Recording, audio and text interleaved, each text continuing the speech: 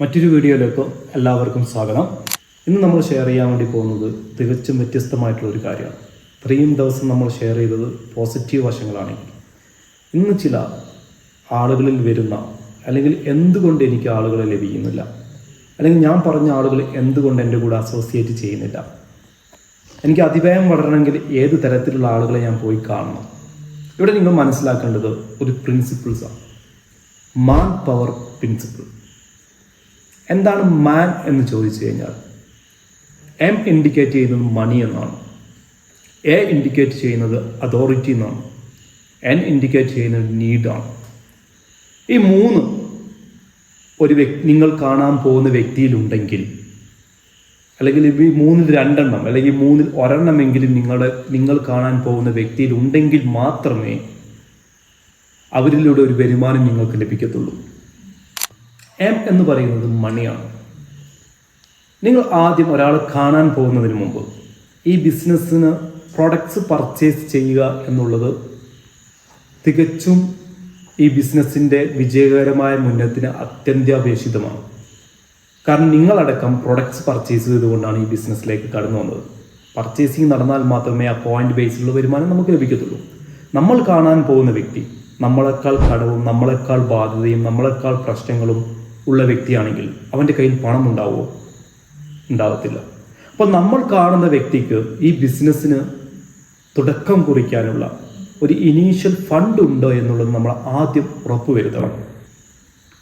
ഇനി അതല്ല, അവനിക്ക് പെട്ടെന്ന് ഒരു ഫണ്ട് കളക്ട് ചെയ്തുകൊണ്ട് പ്രൊഡക്റ്റ് ഇറക്കി പെട്ടെന്ന് തന്നെ ആ ഫണ്ട് തിരിച്ചു കൊടുക്കാൻ പറ്റുന്ന വ്യക്തിയാണോ എന്നുള്ളതും കൂടി എന്ത് ചെയ്യണം, നമ്മൾ മനസ്സിലാക്കണം.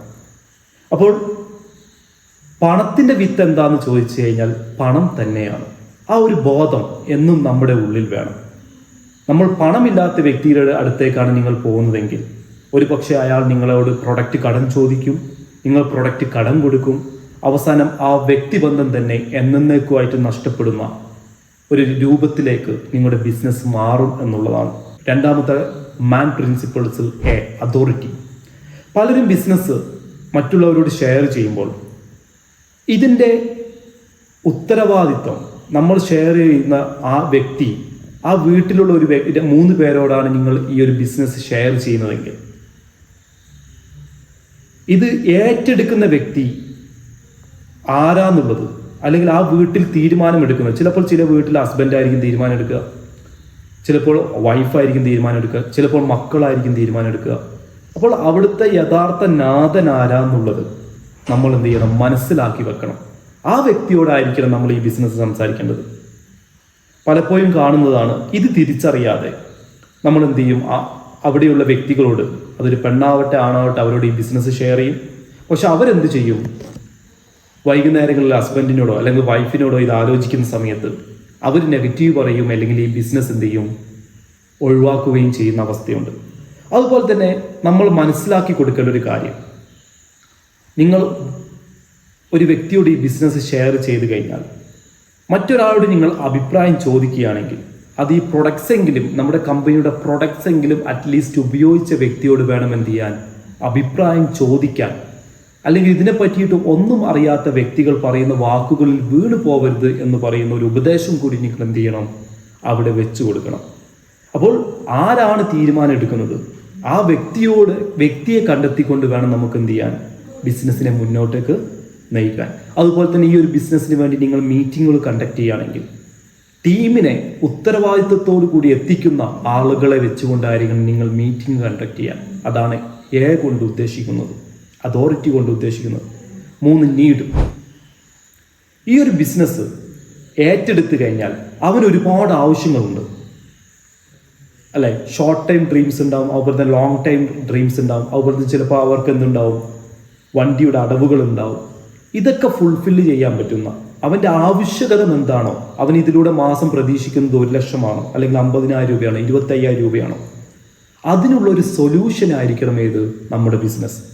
അവൻ്റെ ആ ആവശ്യകത പൂർത്തീകരിക്കുന്ന ഒന്നായിട്ടാണ് നിങ്ങൾ ഈ ബിസിനസ് പരിചയപ്പെടുത്തുന്നതെങ്കിൽ, അവതരിപ്പിക്കുന്നതെങ്കിൽ ഡെഫിനറ്റ്ലി നിങ്ങൾക്ക് എന്ത് ലഭിക്കും, ആ ഒരു സെയിൽസ് നിങ്ങൾക്ക് കൺഫേം ചെയ്യാൻ പറ്റും, ആ ഒരു ബിസിനസ് നിങ്ങൾക്ക് ഓപ്പൺ ചെയ്യാൻ പറ്റും. അപ്പോൾ മാൻ പ്രിൻസിപ്പിൾസ് നിങ്ങളൊന്ന് ചിന്തിച്ചു നോക്ക്. നിങ്ങൾ ഈ ബിസിനസ്സിലേക്ക് എടുക്കുന്ന വ്യക്തി ഇതിലുള്ള ഏതെങ്കിലും ഒന്നിലൂടെയായിരിക്കും നിങ്ങളുടെ സെയിൽസ് കൺഫേം ചെയ്തിട്ടുണ്ടാവുക.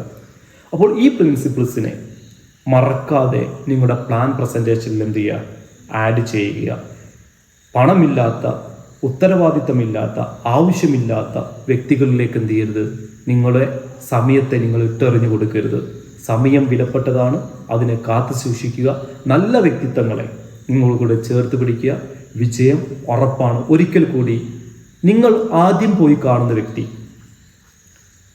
ആ വ്യക്തി ഈ പറഞ്ഞതിലുള്ള 3 ഗുണങ്ങളുള്ള വ്യക്തിയാണെങ്കിൽ ഡെഫിനറ്റ്ലി ആ സെയിൽസ് നിങ്ങൾക്കുള്ളതാണ്. അതേസമയം ഈ വ്യക്തിക്ക് 3 ഗുണങ്ങളും ഇല്ലെങ്കിൽ ഒരുപക്ഷെ എന്നേക്കുമായിട്ട് നിങ്ങളെ ഈ ബിസിനസ്സിനോടുള്ള താല്പര്യം ഇല്ലാതാക്കാൻ ആ വ്യക്തി കാരണമാകുമെന്നുള്ളതാണ്. സോ സെലക്ഷനാണ് എല്ലാം.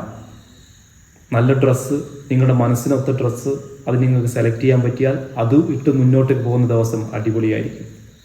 നല്ല വാഹനം കിട്ടിയാൽ, നല്ലൊരു ലൈഫ് പാർട്ണറെ കിട്ടിക്കഴിഞ്ഞാൽ, വിജയിക്കാൻ നല്ലൊരു കമ്പനി കിട്ടിക്കഴിഞ്ഞാൽ, നല്ലൊരു ജോബ് കിട്ടിക്കഴിഞ്ഞാൽ, എല്ലാം സെലക്ട് ചെയ്യുന്ന അല്ലെങ്കിൽ ചൂസ് ചെയ്യുന്നതിന് ഡിപ്പെൻഡ് ചെയ്തിട്ടാണ്. അപ്പോൾ നല്ല വ്യക്തിത്വങ്ങളെ ചൂസ് ചെയ്യാൻ സാധിക്കട്ടെ. അങ്ങനെയാണെങ്കിൽ അതിവേഗം നിങ്ങളിൽ വളർച്ച ഉണ്ടാവും. മറ്റൊരു വീഡിയോ ആയിട്ട് പിന്നൊരു ദിവസം കാണാം. Thank you so much.